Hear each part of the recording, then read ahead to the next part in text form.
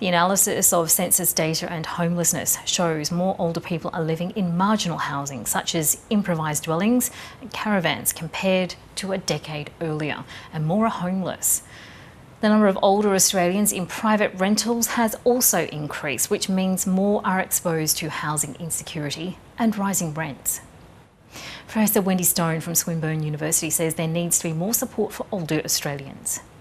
In the context of an ageing population, we really need to think about how well the housing system caters for ageing, how we enable people to age well and fulfil their health and well-being, how they want to participate in society.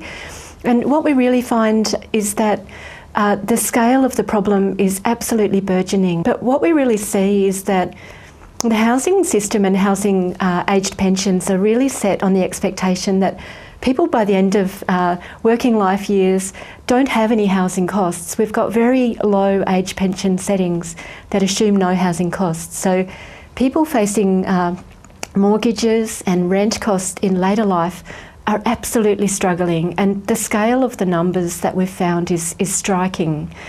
We've found that 1.5 million older people now over the age of 55 have a mortgage debt, and so the rate rises that we know have hurt a lot of people are also really hurting people in later life and in old age, and many of those will struggle to pay those mortgages. They will fall out of home ownership, and quite concerning is also what happens to people who don't have any housing equity or security. So one of the key findings for us is that over a 10-year period in Australia, we've had a 73% growth in the number of older people who live in the private rental sector.